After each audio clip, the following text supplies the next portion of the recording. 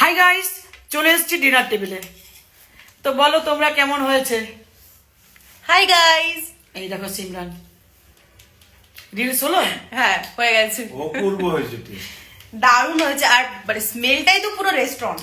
খাও খেয়ে ফাটাফাটি, দেখো। ফাটাফাটি। খেতে কত সুন্দর হবে। হ্যাঁ আজকে সত্যি মটর পোলাওটা দারুণ হয়েছে। আমার তো চলছে চামচ।